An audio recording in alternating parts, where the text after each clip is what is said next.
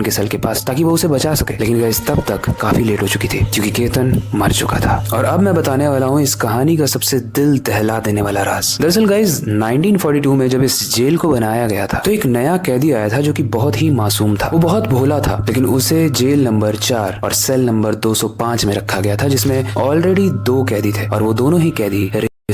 उस कैदी को मैं मासूम इसलिए कह रहा हूँ क्योंकि उस कैदी ने कुछ भी नहीं किया था। उसको मर्डर के इल्जाम में अंदर डाला गया था और वो काफी सहम के रहता था। लेकिन पहले ही रात जिस दिन वो आया था, उस रात उन दोनों कैदियों ने इस लड़के का रेप कर दिया। और ऐसा माना जाता है कि इससे पहले तक तो बहुत सारे कैदी एक सेल में रह सकते थे, लेकिन इस इंसिडेंट के बाद से हर कैदी को अपना एक अकेला जेल नंबर दिया गया, एक अकेला सेल नंबर दिया गया और एक से ज्यादा कैदी एक सेल में उसके बाद नहीं रह सकते थे, क्योंकि 205 में उस मासूम के बाद जितने भी कैदी आए सबकी ही मिस्टीरियस ढंग से मौत हो गई। और जब उनकी लाश का इंस्पेक्शन किया जाता था तो ये साफ दिखता था कि उनके साथ क्या किया गया है, जो उस मासूम लड़के के साथ किया गया था। और ऐसा माना जाता है कि एक बार एक इंसान आया जिसने उन दोनों को मार दिया और उसके बाद से उन दोनों ही रेप की आत्मा उसी सेल नंबर 205 और जेल नंबर 4 में भटकती है। दरअसल केतन जो इस कहानी में मरा, उसको इस जेल नंबर 4 में नहीं रखा जाने वाला था, लेकिन सिस्टम में कुछ इशू हुआ जिसकी वजह से उसके नाम के सामने सेल नंबर 205 और जेल नंबर 4 दिखाया गया। और इस छोटी सी मिस्टेक की वजह से वहाँ जो उन दोनों की आत्माएं हैं उसने केतन को मार दिया। पहले कहानी काफी डिफरेंट थी और इससे ये साफ है कि ये जो चीजें होती हैं ये सिर्फ लड़कियों के साथ नहीं होती, किसी के भी साथ हो सकता है, क्योंकि दरिंदे किसी भी जेंडर बायस नहीं होते। लेकिन हाँ, हम एज ए इंसान अपने आप को प्रोटेक्ट करके चल सकते हैं। हमारे आसपास जो कहानियां हैं, जो चीजें बताई जाती हैं, उससे हमें अवेयर रहना बहुत जरूरी है। इस कहानी को अपने दोस्तों तक जरूर शेयर करना ताकि उन्हें पता चले कि इस दुनिया में और भी भयंकर चीजें हो रही है जो समझ से परे है। आई होप आपको ये कहानी इन्फॉर्मेटिव लगी होगी। इस कहानी को सुनकर थोड़ा डर भी लगा होगा, बट ये जरूरी भी थी जाननी। इसके अलावा अगर आपके पास कोई सजेशन है तो आप हमें कमेंट सेक्शन में बता सकते हो। और इस कहानी से रिलेटेड कोई भी फीडबैक आपको देना हो या कुछ लगता है जो आप शेयर करना चाहते हो इस कहानी से रिलेटेड, आप हमें कमेंट सेक्शन में बता सकते हो। बाकी वक्त आ चुका है इस स्टोरी को एंड करने का और नई स्टोरी पर काम शुरू करने का। लेकिन जाने से पहले मैं बस एक ही चीज कहना चाहूंगा, अपनी क्यूरियोसिटी को डाई मत होने देना, नई चीजें सीखते रहना। अपने बेड के नीचे और खिड़की के बाहर जरूर देख लेना, और खिड़की के बाहर से एक और चीज देख लेना, कहीं केतन की आत्मा तो नहीं आ रही है। मिलते हैं अगली वीडियो में। सोचो एक ऐसी पुरानी जगह जो आज हिस्ट्री का हिस्सा है, लेकिन अपनी असली पुरानी कहानी उसने छुपा कर रखी है। एक कहानी जो सिर्फ उन्हीं लोगों को समझ में आती है जो उस जगह पर जाने की गलती करते हैं। एक ऐसी जगह जिसके जमीन के नीचे कुछ ऐसे राज दफन है जिसे शायद कभी भी खुलने नहीं चाहिए थे। ये कहानी है एक एडवेंचर सीकिंग कपल कबीर और अनन्या की। लेकिन इस कहानी में ट्विस्ट आएगा जब हम एक रेलवे टनल के बारे में बात करेंगे। लेकिन उससे पहले हेलो गाइस, मेरा नाम है अविनाश कुमार और आप देख रहे हो सीखो ऑफिशियल शो हॉरर स्टोरीज।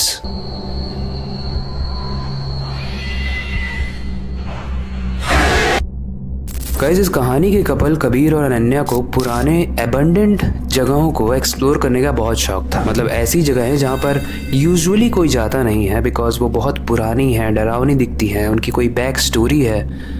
लेकिन ये दोनों स्पेशली इन्हीं चीजों में इंटरेस्ट रखते थे। एक दिन कबीर ने अनन्या से कहा कि चलो कॉलेज की छुट्टियां भी हैं, कहीं बार घूमने चलते हैं। अनन्या भी एग्री कर देती है, लेकिन वो पूछती है कि किस जगह पर चलें। दोनों म्यूचुअली डिसाइड करते हैं कि उन्होंने एक जगह का नाम सुना है जिसका नाम है चंद्र घाटी।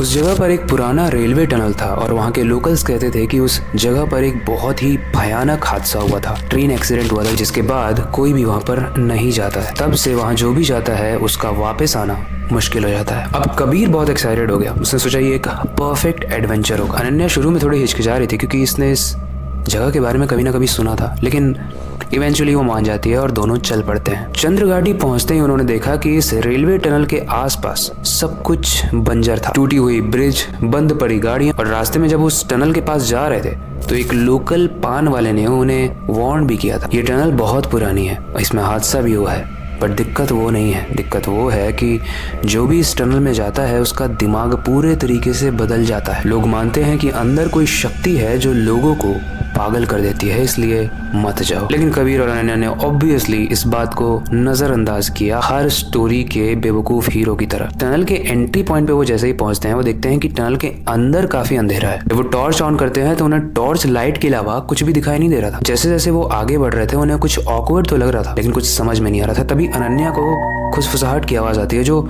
ये क्लियर था कि कबीर की नहीं थी। अनन्या उसने कबीर से पूछा, तुमने सुना? कबीर कहता है रिलैक्स करो, ये बस हवा का झोंका होगा। लेकिन कुछ ही देर के बाद उस रेलवे टनल से एक पुराने ट्रेन की बहुत तेज से हॉर्न की आवाज आती है। वो आवाज इतनी तेज थी कि कबीर और अनन्या पैनिक कर जाते हैं और वो जल्दी से उस टनल से बाहर भागने की कोशिश करते हैं, इधर उधर भागते हैं। बट एक्चुअली में टनल बिल्कुल खाली था। थोड़ी देर बाद वो आवाज आना बंद हो जाती है और वो लोग टनल को और ज्यादा एक्सप्लोर करने के लिए उसके अंदर जाते हैं। और यहाँ पर कुछ ट्विस्ट आता है क्योंकि उन्हें कुछ सिंबल्स दिखते हैं, जैसे पेंटाग्राम्स, खून लगे हुए स्टेन्स, और एक नाम उन्हें बार बार हर जगह पूरे टनल पर दिख रहा था, कहीं कहीं दूर पे, अजार। कबीर ने क्यूरियोसिटी में अपने कैमरे से उन सिंबल्स का फोटो लेना चाहा, लेकिन जैसे ही उसने फोटो खींची, उसके फ्लैश के ऑन होते ही उनके सामने एक अजीब सा शेडो दिखा। वो शेडो वैसे तो इंसान का दिख रहा था, लेकिन बिना सर के। अब जहाँ पर शेडो दिख रहा था, वहाँ जैसे ही फ्लैशलाइट की गई, वहाँ पर कोई नहीं था। धीरे धीरे वो दोनों ही आगे बढ़ते हैं और टनल के काफी दूर